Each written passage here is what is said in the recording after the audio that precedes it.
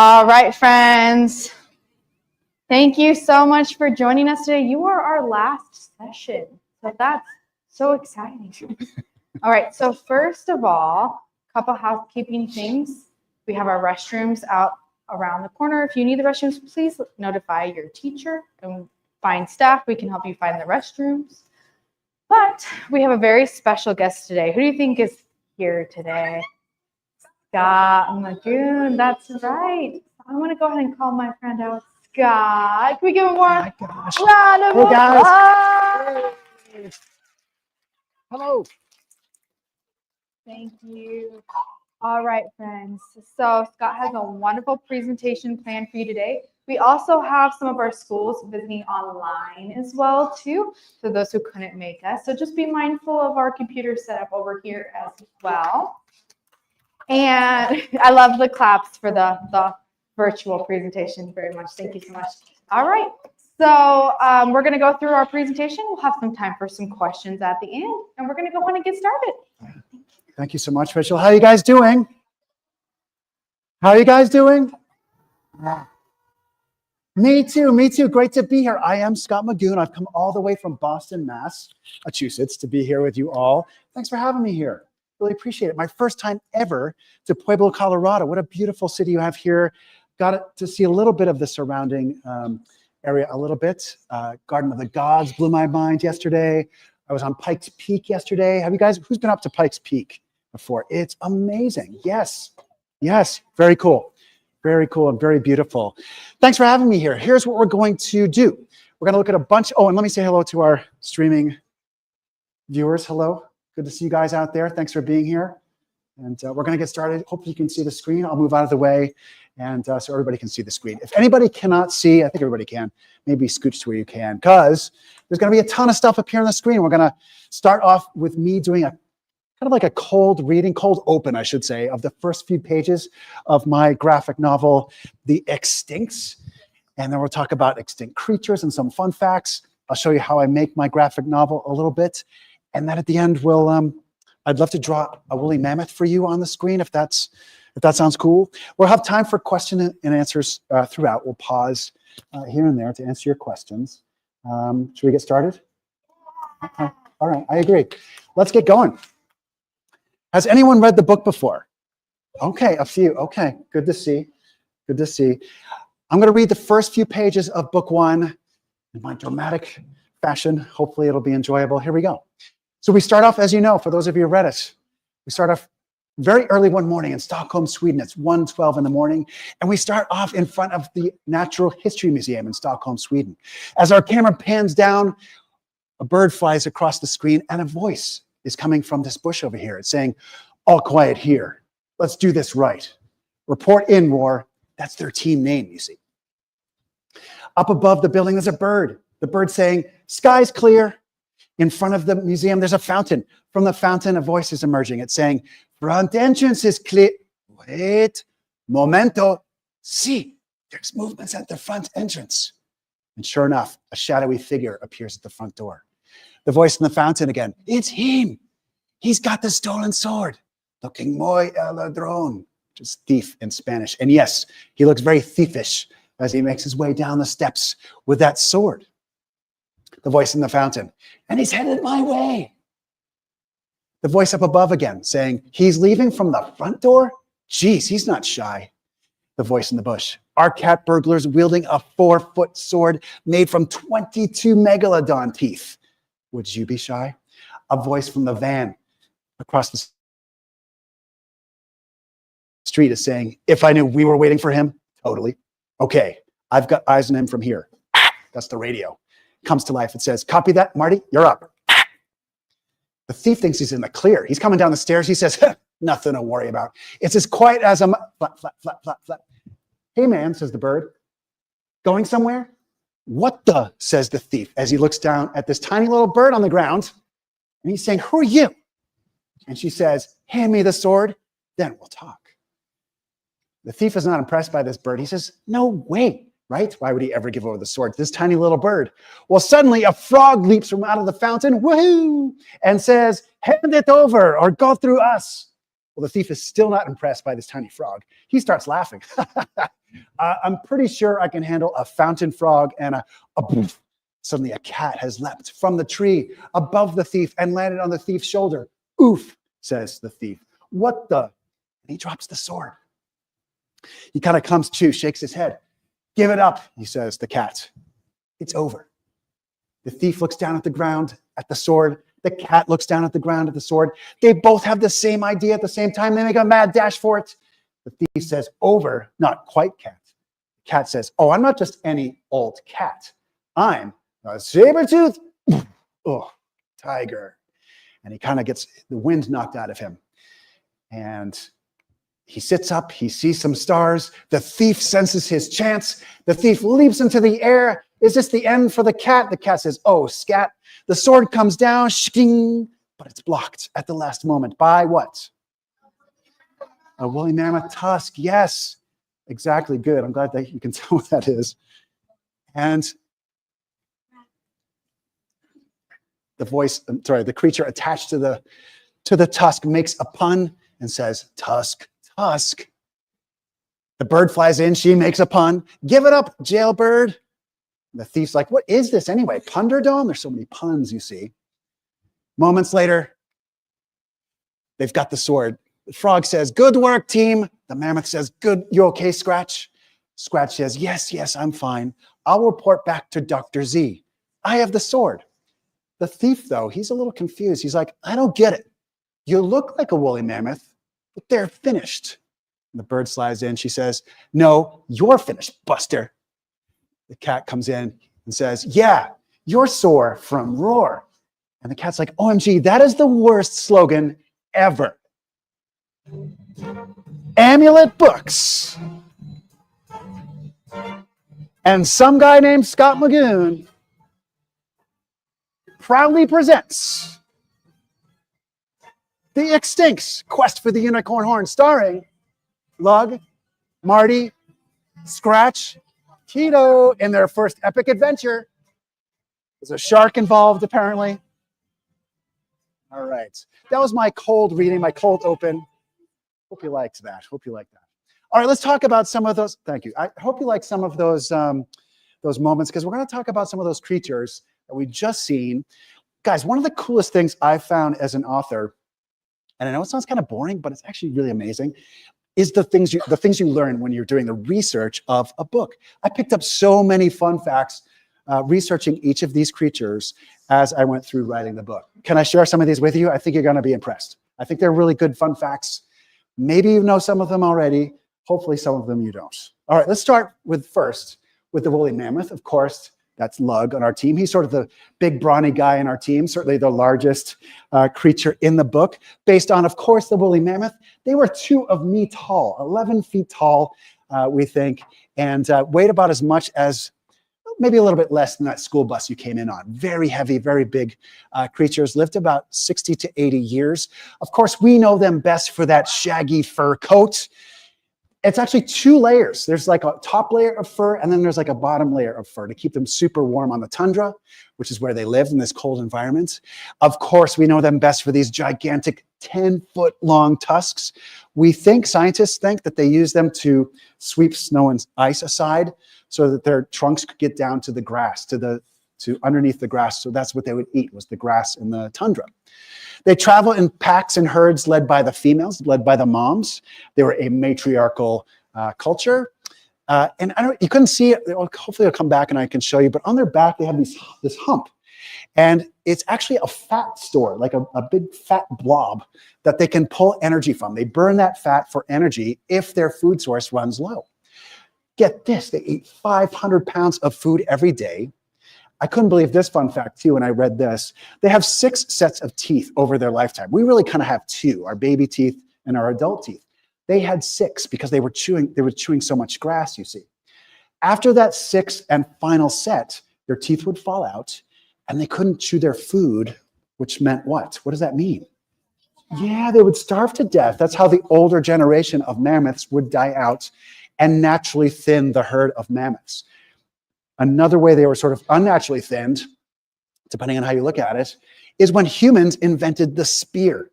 Weird to think that the spear wasn't always a thing, but it had to be thought of. It had to be invented by humans. And humans would use a very long spear to hunt the mammoth from a distance. We used, of course, their meat for food, their fur for clothing, their bones and tusks for shelter. So we, as humans, had a lot of uses for the mammoths. That started to dwindle their numbers. Also, as the earth warmed after the Ice Age, their habitat shrank and their available food sources shrank until one group of mammoths was left. The last group to go extinct, we think, was around the time of the pyramids being built in Egypt. They didn't live in Egypt at that time, but that's to give you an idea about when they all went extinct. Not that long ago, really, in the grand scheme of Earth history. Who here has heard about scientists trying to bring back the woolly mammoth? Yes. Kind of interesting, I'll put it that way. How many people here think that would be really cool to see a living mammoth someday? Right? Okay. How many people would think that's probably not the best idea for a variety of reasons? How many people aren't quite sure and it needs more thought? Okay. I'm kind of all three minds myself, but I will ask you this. If there is, in fact, one mammoth brought back, and sorry, let me back up. Scientists are thinking they could take the DNA of an Asian elephant because it has it's the closest living relative to the woolly mammoth's DNA, and the DNA from a frozen carcass, frozen remains of a woolly mammoth, kind of mix it up, do some weird science, and come up with this mammoth, this baby mammoth.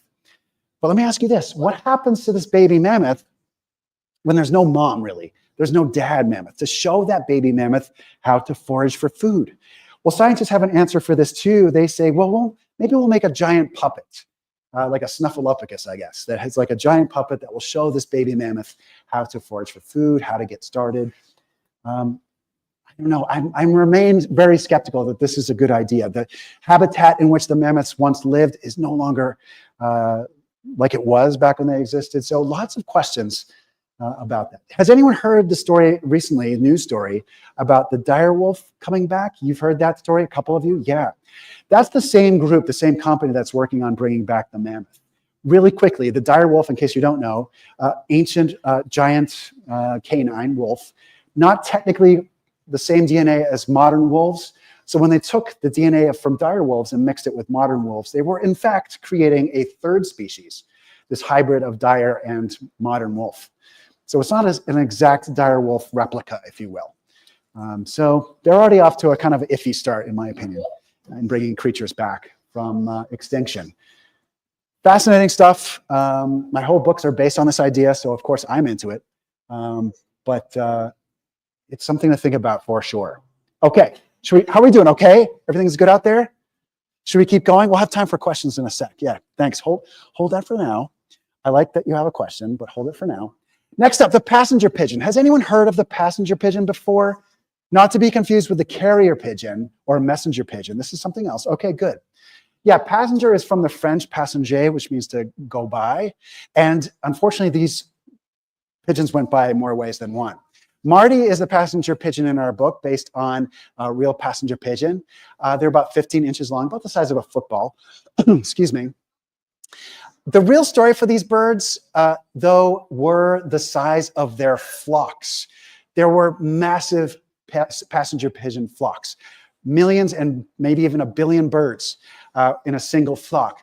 The flocks were so big they would blot out the light of the sun. They were so big that some flocks would take more than a day to fully pass overhead. If you lived in a house and you had a passenger pigeon flock overhead, sometimes it would take more than a day to get all those birds over your house. Huge, huge numbers. So what happened?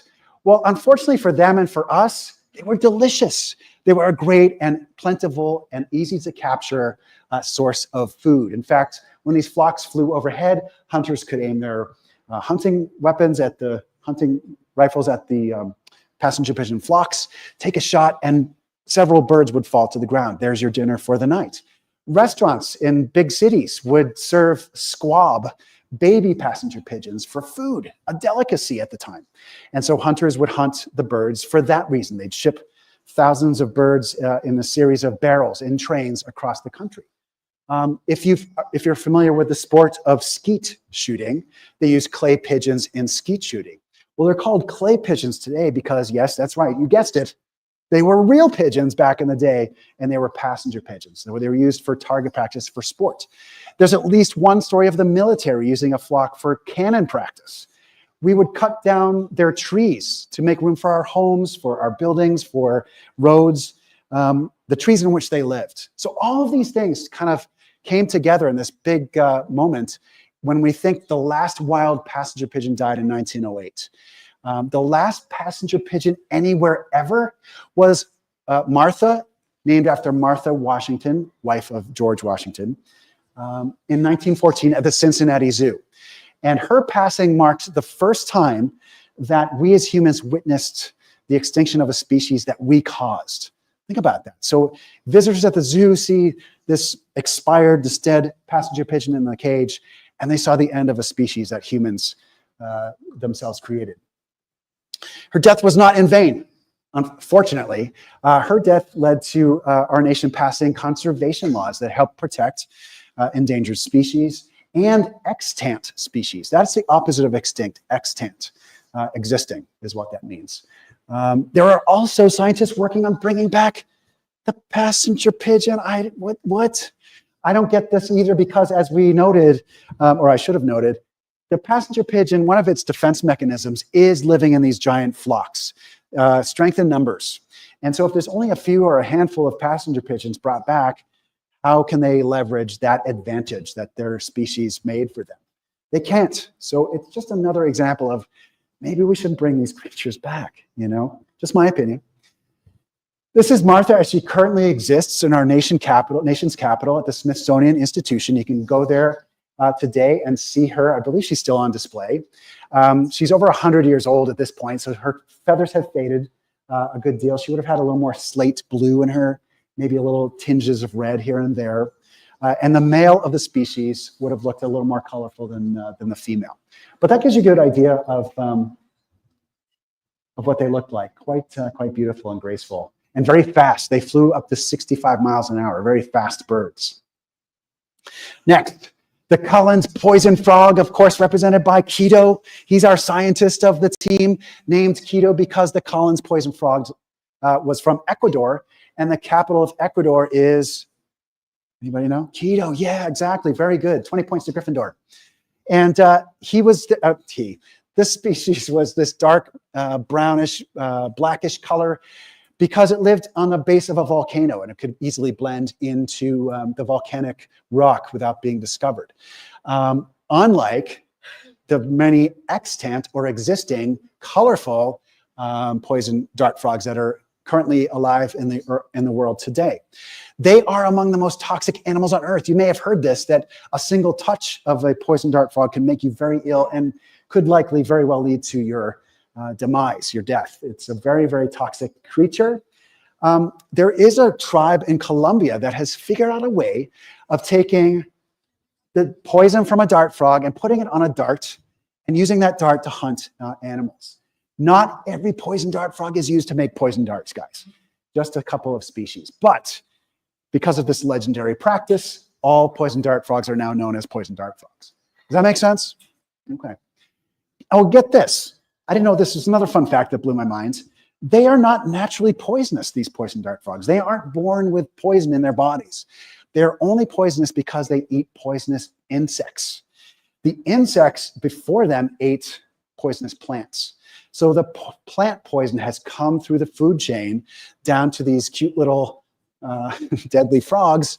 And the frogs have synthesized that poison in their bodies to use as a defense mechanism.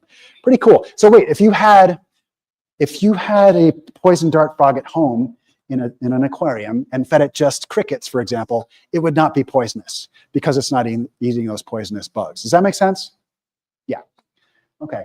They're beautiful. They look like little gemstones almost. I mean, the color is just unreal. And to us, they look very appealing and you just want to pick them up and hold them and, But to the animal kingdom, they know that these colors mean danger, mean poison, mean don't touch me, stay away from me. They can be identified by scientists by their calls. The scientists who study them, bless you, wait until nightfall, and they wait to hear the sound of the frog that they want to hear. So I'm going to play a couple sound effects, a couple of frog chirping effects now, and you'll hear how they're similar but different. So this is the first one.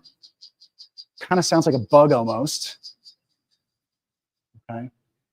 Here's another one.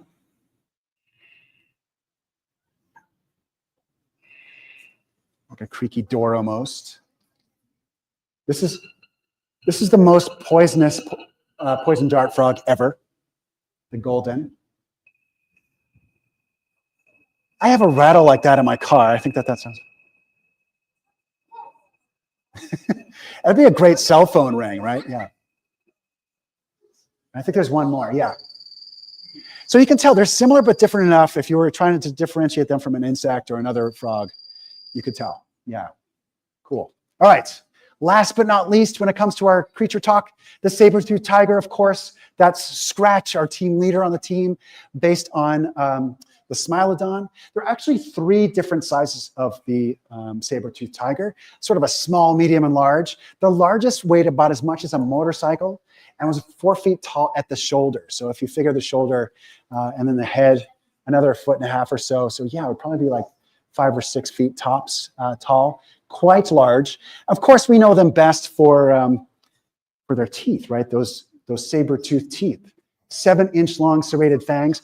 We're not quite sure. Scientists don't really know exactly how or why they would use, well, we know why, but how they use their teeth, whether they were just to hold prey or if they're actually used as a hunting weapon, as a knife almost. We don't quite know.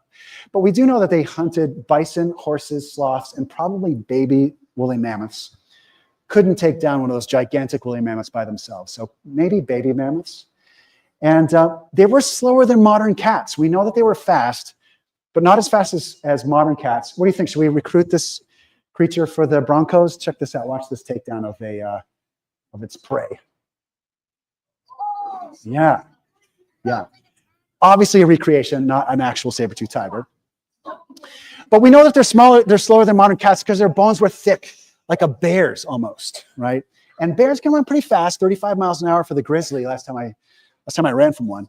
Yeah, not as fast as a panther or a jaguar, for example. What else can I tell you? We don't know exactly what they look like. This is sort of our best guess at what their fur looked like, their pelt looked like. We haven't yet found a full saber-toothed tiger adult pelt. But with the permafrost melting more and more every day, maybe a well-preserved saber-toothed tiger will emerge from the frozen permafrost, and we'll have a better idea of what it looks like. Let's watch this one more time. Instant replay for our... No. Yeah. All right.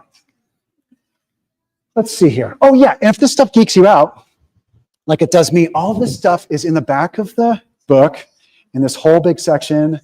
One of the things I like about this section in particular, in addition to further reading about all these creatures, is where you can find a specimen. And by that, I mean, for example, if this is, of course, I have the most difficult one to reach up here, but if you wanted to see a Siberian unicorn skeleton, you could travel to Azarov, Russia to see it there. Probably not going to happen for me. I might actually get to the Natural History Museum in New York, or the Field Museum in Chicago, or the Brea Tar Pits in Los Angeles to see a woolly mammoth skeleton. So each creature in the back is all mentioned that way. And if you want to see more videos about the bringing back of the direwolf, the bringing back of the woolly mammoth, it's all up on this website called goextincts.com. Tons of stuff up there. Way more stuff about the books there. Okay, that was a lot. Any questions about anything we've talked about so far? And it doesn't have to be about the books. It can be about whatever you want. Whatever you want. You had your hand up first over here. Go ahead. Talking about the woolly mammoth, you were talking about the DNA. Yeah. And isn't that kind of like how Dr. Z was trying to use the old things to breed that? That's exactly right. Yeah, your question is, we're talking about the elephant, the mammoth DNA. Isn't that how Dr. Z brings back creatures in this? Yeah, so the book's kind of based on the science but way more. Dr. Z is what he's doing is much more science fiction at this point. Yeah, good question. Yeah, good question. How about let's go to the middle and then we'll go over to the right. I'll swing back over. Any questions here in the middle? Yes. Yeah, about the DNA. So they're trying to get They're trying to get the, yes, they have successfully extracted mammoth DNA. Yes. so you can try to put it into an elephant's try to fuse it. Right. To try to fuse it with an elephant DNA. Correct. So it gives you a adult elephant. Well, I don't know if I don't know. I don't think that's how. I don't think that's how it works necessarily. Maybe in science fiction, you get an adult elephant, but I think it has to be more of a natural process. So it starts off as a baby and then grows up. Does that make sense? Yeah, because it needs a mom, right? That would take It would take a long time. Yes, yes. Good question. Yes, you could. You can make a machine that would speed it up. Yes, I like where your head's at. It's good that you're thinking about it in all angles. I like that. Yeah, right here. Are they going to bring back the saber-toothed tiger? I haven't seen any plans for that, but I don't know. What do you think? Should they bring them back? Really? Yeah. Would you have one as a pet, perhaps? Really? Wow, you're brave. You're brave. They're beautiful. I'll give them that. Super dangerous. I don't know if we would be at the top of the food chain. Let's stop at the middle and we'll stop over there next. Yes. And speak up so we can all hear. have a saber-toothed tiger tooth ever went inside of their mouth? Has what gone inside a saber-toothed tiger? So the saber-toothed tiger Yeah. teeth, Yes. the big one, Right. ever fell out? Oh. They fell in their mouth? Oh, I see what you're saying. That's a good question. Has a saber-toothed tiger tooth gotten loose and fallen into a saber-toothed tiger and by accident, right? I don't know. That's a good question. I hope not. That'd be a tough one. Yeah, that would be weird. Yes, I wouldn't want to eat a tooth. Good question. Good. I don't know. Maybe it's possible. Way in the back over there in like Colorado Springs. Okay, let's hit me with it. Am I well known for my books? I think maybe perhaps amongst librarians. I think some librarians might know my books. Some teachers perhaps. Yeah. Yeah. Sure, yeah. Am I going to make more books on the extincts? I would love to. If you guys could help and tell all of your friends and get the word out about the books, that would help a lot. I'd love to. Yeah, I'd love to do one with dinosaurs in it. What do you think? Should I do a third book? Yeah? Okay. Okay, thanks. Thank you. Thanks for your questions. Let's go over here. How about right here? Wait, no spoilers. No spoilers. But yes. But yes, he does. Very much so. Yes, good question. Yes. What's your favorite character from the book? Oh my gosh, my favorite character from the book. That's a tough one. I love them all for different reasons, but I can tell you this: I love drawing Lug the most, the woolly mammoth. Yeah, I like them all for different reasons. Do you have a favorite? You like Scratch, yeah. Lug, okay. That's so nice to hear, guys. Thank you so much. It's so funny, like you're sitting down writing the books, you don't think who's going to be so-and-so's favorite character or who's going to like this character the most. You just kind of create the characters and put them in the story and just let it all kind of sort itself out. So that's nice to hear from you guys about that. Great. Yes, over here. Yes, sir. Thanks for being patient.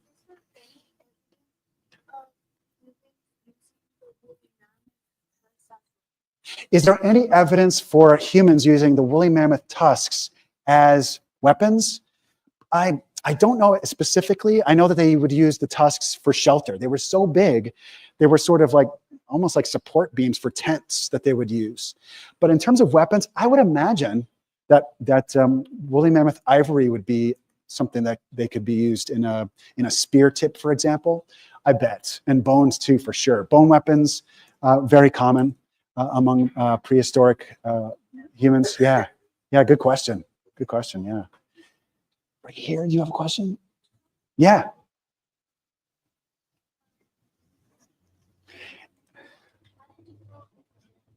Oh, how did I come up with the characters?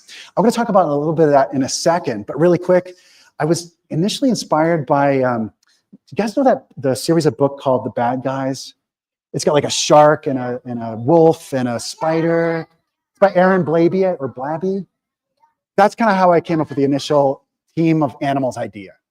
And I'll show you a little bit more of how it went from there. Does that answer your question? It's a good question. Yes? Okay. All right. Let's come back to the center. Yes, right here. You what? You have 5 questions? All right, let's move through.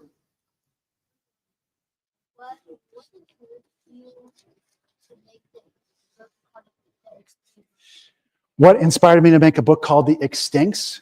Yeah, great question. I wanted to do a book about the environment and protecting the earth. And I thought it would be kind of ironic or kind of, there's just something special about extinct animals coming back, telling us to protect the earth, right? They've had their chance. They no longer live on earth. Some of those species we humans wiped out. So I like that sort of like disconnect of extinct animals telling us how to protect and better take care of our earth. Did that answer your question? Good question. Do you have another one? Well, how about we do 2? Because we have other questions we want to get to. So can you think of another one, a follow-up?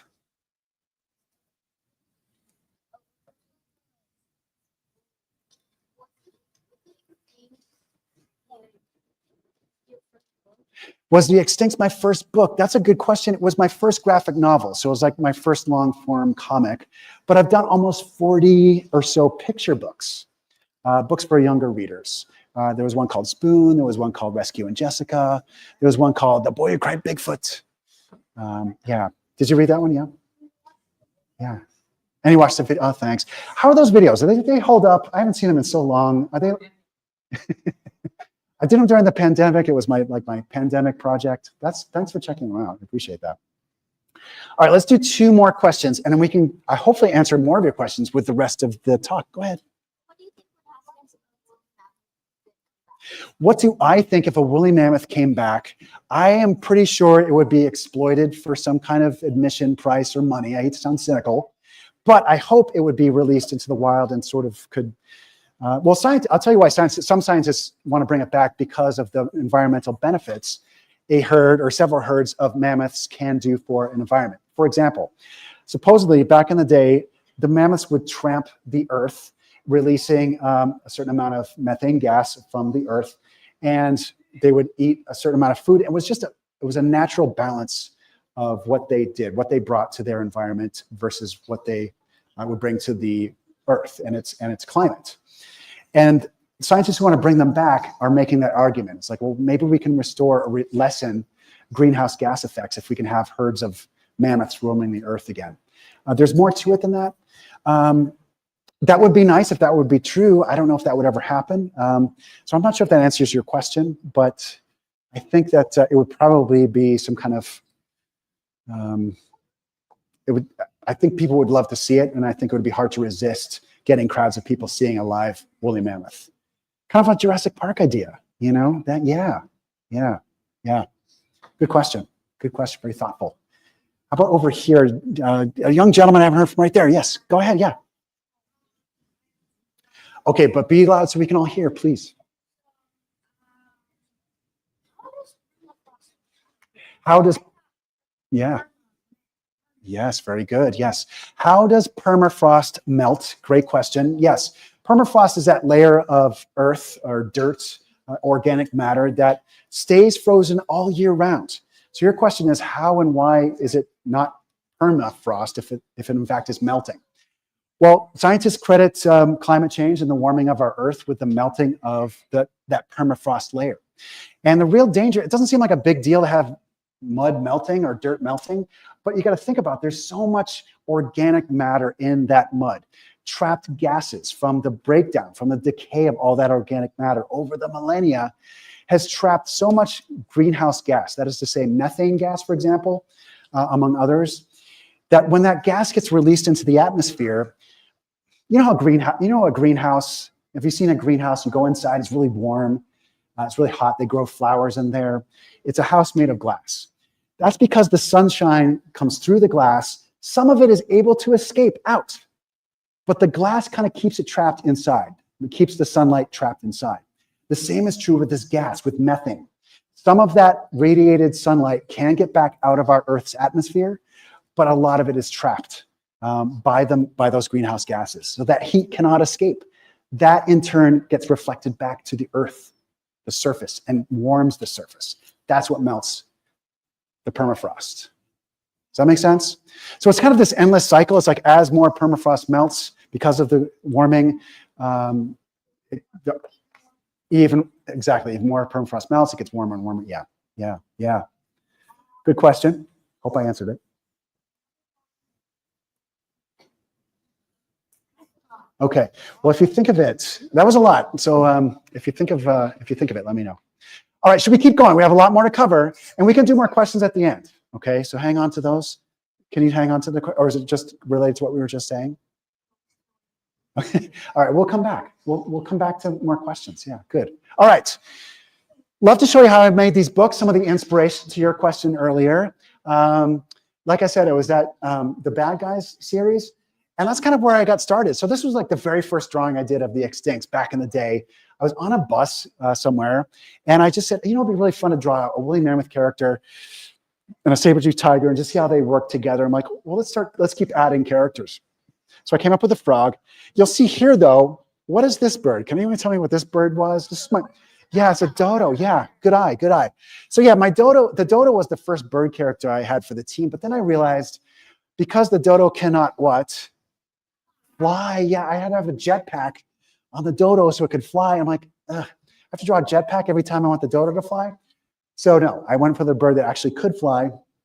And because the passenger pigeon is native to America, it would be much more relevant for an American audience, which is the audience I was primarily aiming these books for, than the Mauritius native dodo. So that was kind of how I got into that. Guys, these are some of the first rough drawings I did to help sell the book to the publisher. The publisher is Abrams, the same publisher as Diary of a Wimpy Kid books. And as you can see, it's not like super fancy, super finished, but it gave the publisher enough of an idea of what I was going for with the book. So this, along with wasn't like a brief description of my story, was all I sent to the publisher, and they liked it so much they signed up the 2 books. And I show you this just to show you that it doesn't have to be super fancy. There doesn't have to be a ton of color for your comic books out there. Do we have any authors, graphic novelists, or any kind of writers or authors out in the crowd today? People like to write. It could be news. It could be stories. Yeah. Are you working on something right now? Nice. How's it coming? Good. Do you think you'll share it when it's done? Nice. Excellent. That's the most important part. Good. Any artists out there who like to draw stuff? Anyone? Okay. Who wants to tell us what they're drawing right now? What they like to draw? Anybody? I know. You want to tell me what you're working on? So you're writing and drawing. Yes, a gal after my own heart. Go ahead. What are you working on, drawing-wise? A story about fidgets? Like fidgeting? Okay. I like it. And is it illustrations as well? Excellent. And how much further do you have to go before you think it's ready to share?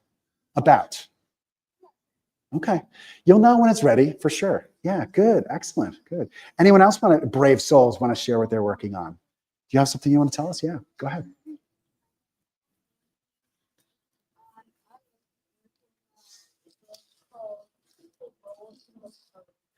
You're working on a book called The Roll and the...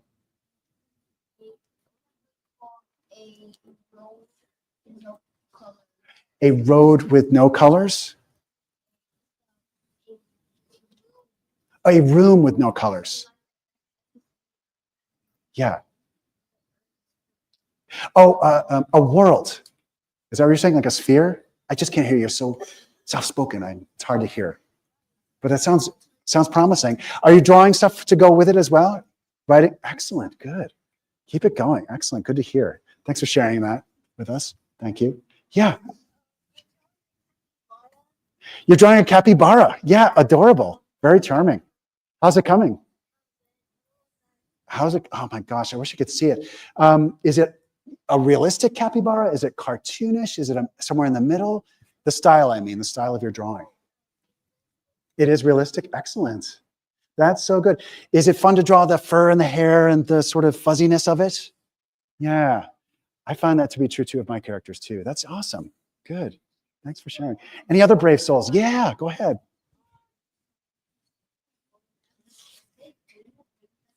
Okay. Yep. They should put it in Greenland Oh. because it's mostly sunny. Oh, I see. Snowy. Yes. Yes. You're talking about if they bring woolly mammoths back, they should put them in Greenland. Okay. Wow. Greenland's all over the news these days, and bring the mammoths in there, it's going to be even more of a news item. That's amazing. Yes, I love it.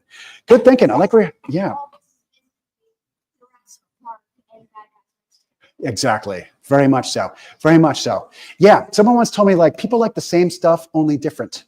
So I'm like, oh, okay. I can take Jurassic Park and give it a little spin. Yeah, that's good. I'm glad you're making those connections. That's important to make as a reader, to see what's similar, what's dissimilar. Yeah, go ahead. I just thought. Okay.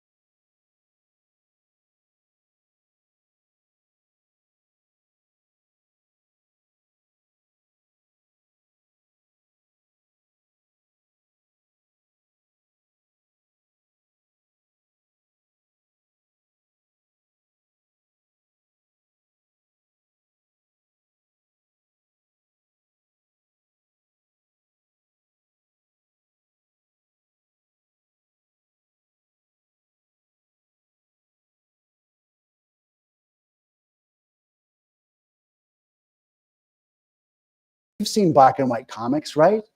Yeah. But this is the Extincts. I mean, we need a little pizzazz, a little more effort, a little more style, a little more color. So I'll take this and I start the next step, which is to color it in. This is the first spread I colored for the book. So the color is very straight ahead. It's very traditional. There's nothing that's really sort of unusual about this color. For example, Scratch is yellow. We've got Nadia looking very straight ahead, not lit with any cool lighting.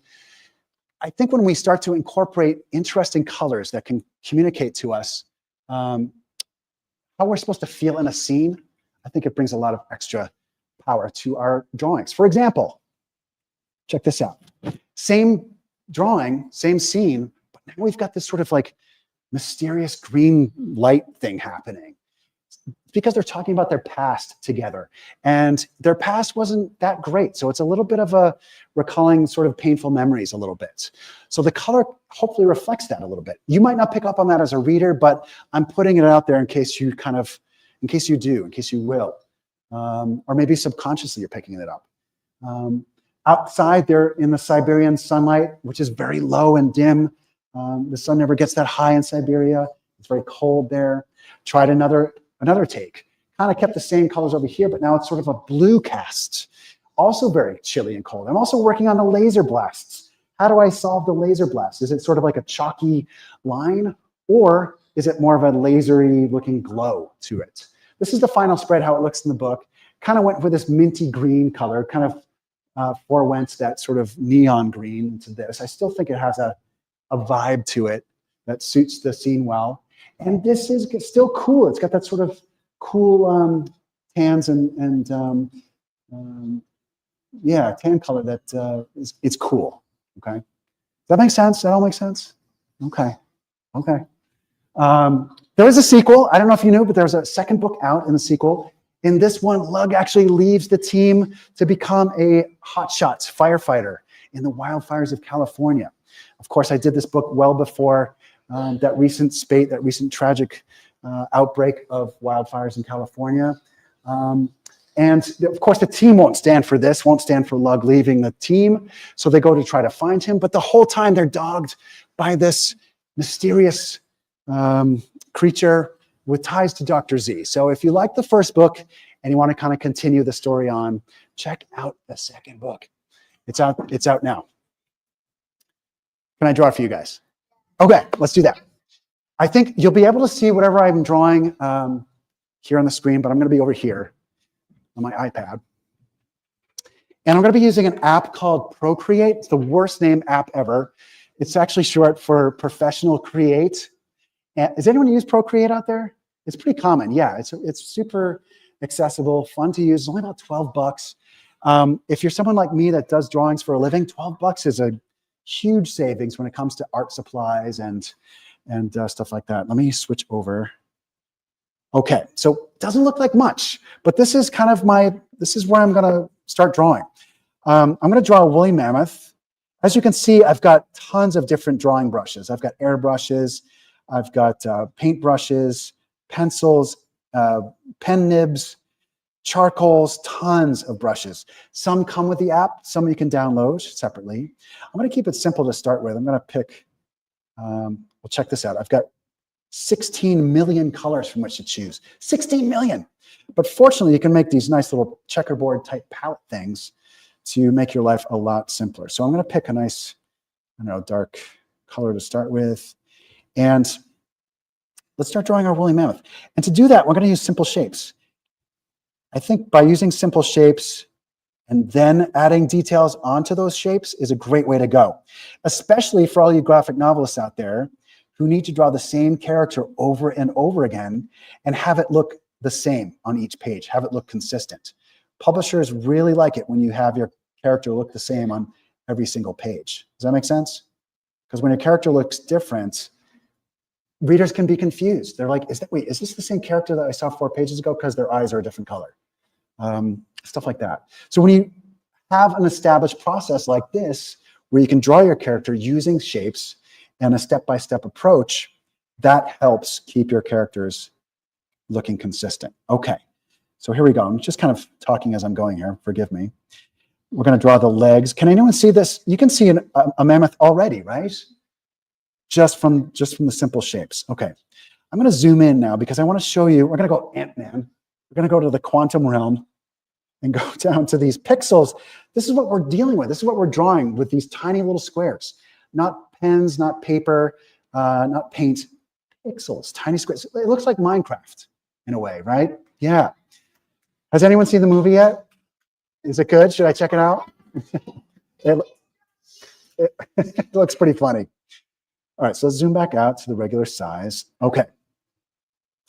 And we're going to fill in these legs really quick. And guys, we're going to go over this later and kind of clean up lines that are kind of hanging out or not lining up perfectly. But we're just going to get going first. We can erase, oops, the parts we don't need.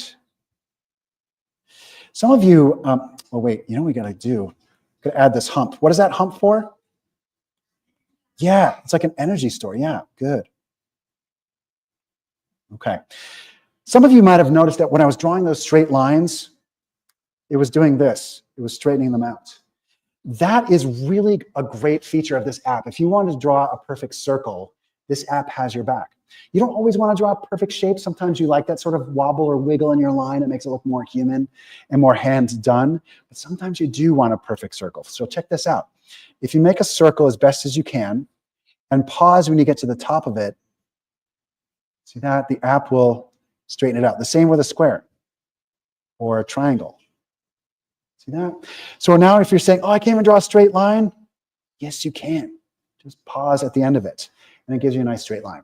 Again, you don't want that all the time, but when you do, it's really handy. Some people say, that's cheating. That's not fair that you shouldn't be able to draw like that. Well, is using a ruler to draw a straight line cheating? It's just another tool. I like to think of this app as a tool to bring an artist's vision to life. Okay, let's keep going. I'm going to keep erasing some of these lines I don't need. And then maybe we can add some eyes or an eye and an ear. And if you don't like where you've placed the eye, for example, I could erase it, but digital drawing lets you do something else. You can kind of play with what you've already drawn. So you can take the eye and move it wherever you want. You can make a whole different creature if you wanted to. Like, look at this. Like, this could be, right? Right? Super fun. And if you didn't want this, yeah, you could erase it, but you can press this undo button in the lower right and step back in time. And it brings you right back to where you were. All right, let's keep going. Let's add some fur. I'm going to use the same brush I used for lug in the extincts. And for that, I'm just going to do this. This is called a rake brush, R-A-K-E, because it's kind of got multi-tines to the line like a rake does. When you're raking in the sand or dirt, you're getting multiple tines drawing the lines. Okay, and guys, I'm just completely flying through with this fur effect. You can spend more time on it to refine it, make it more natural looking, but I think for our demo, this is going to work pretty well. How about that? All right, how's it looking so far? Good, okay. Should we add some color? All right. Like I said, I've got 16 million colors, but I'm going to pick this nice brown color, and I'm just going to start splashing it in. I'm not going to worry yet about staying in the lines because, as you saw, it's so easy to go back and edit and change anything you need to. That's one of the biggest reasons I love working with digital art is when you're on a deadline and making a book, it's a great way to work because it lets you change things if you need to. It lets you experiment with things and save a lot of time. So from a very practical standpoint, it makes a lot of sense for me. All right. And you'll see as I'm going over it a second time now, the paint, it gives you a slightly darker brown. And if you go over it again, it gives you even darker hue. So that's great for shading effects, or if you just want to enrich the tone that you've picked. Make the color less thin. Go over it multiple times. Okay, let's, like I said, we can just kind of clean this up a little bit. Okay, like that, like this. Okay, All right. Oh, you know what? These creatures walk through a lot of dirt and mud. I'm going to pick this cool brush called Artist Crayon. It looks like that, gives me that effect. But if I go in and kind of subtly, right here, see, I subtly brush it in like that, it's going to give the drawing a little texture, a little more depth, a little more dirt. See what I'm doing there? What do you think? Good? Okay. Okay. There we go. All right, cool. All right. One other thing I want to show you before I get too much further is a thing called layers. Layers are amazing aspects of digital drawing. And it looks super boring here. It's just a list, right? A blue and white list. But if you can see from where you're sitting, they're kind of small. These little thumbnails, that layer one is where that brown color lives. So if you think of a layer as a piece of paper in my drawing, and they're all kind of stacked on top of each other, that's kind of what a layer is. So I can work on layer one without changing anything on the other layers. I'll show you more about that in a second. What else can I show you? On layer three, that's the outer line, the very first line that we were drawing together. That's where that art lives, okay? It's cool because you can do stuff like this.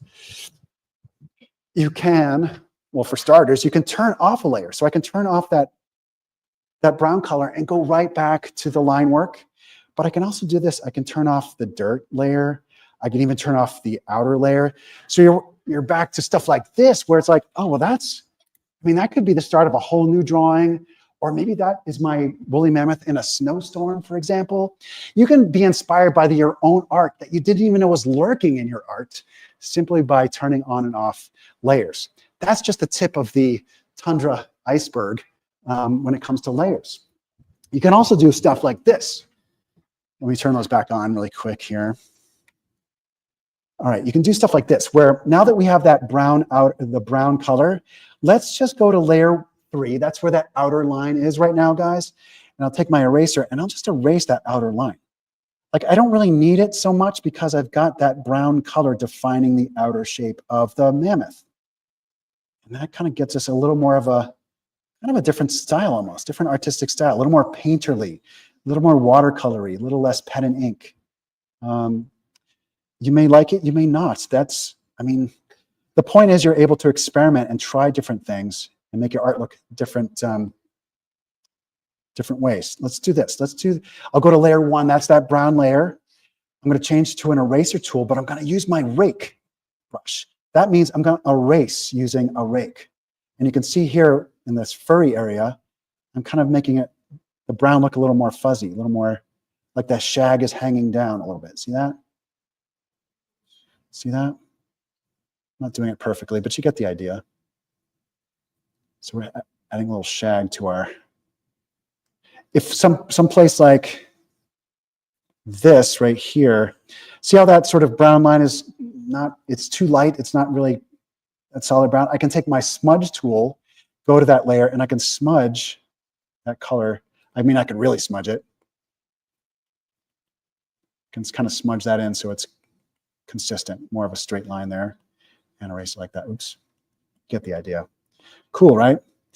All right, one more thing I want to show you using layers. I'm going to put this woolly mammoth in a snowstorm. Let's get rid of this. And to do that, I'm going to go above all of the other layers. So that's another thing I want to show you. The layer order is significant too. Watch this. If I take the brown color and move it on top of the black lines, look what happens. Now it looks like the paint is on top of that black line. If I move back down, now it's underneath the black line. See that? That's significant in this next demonstration where I'm taking the white and painting over everything I've just done to make it look like it's trotting through some snow. See that? And I could do this. I could, sit here and just add dots for snow. Completely cool and fun and legit. But I got to show you this neat brush called Driven Snow, because when you pick it and paint that in like this, you get this like instant snowfall effect. And you can change the size of the snowflakes using the slider on the right. So it's looking like it's trudging through a Chandra snowstorm, looking for grasses to forage.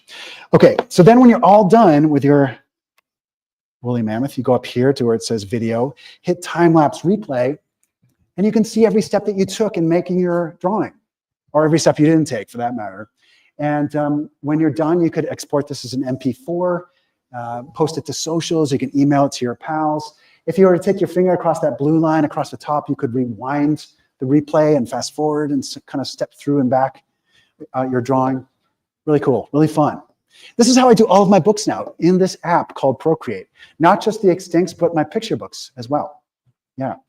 All right, let's go back to this. I think do we have time for some more questions out there? I think we have time. It could be about anything. It could be something we talked about, something you're curious about, author, illustration, whatever you want. Go ahead. How many books have I written? Oh gosh, I want to say 9. And 2 of them are the graphic novels, yeah. But I've illustrated about 40 books, mostly for other authors, picture books. Yeah, does that make sense? Yeah, good question, good question. Yes, right here, thank you.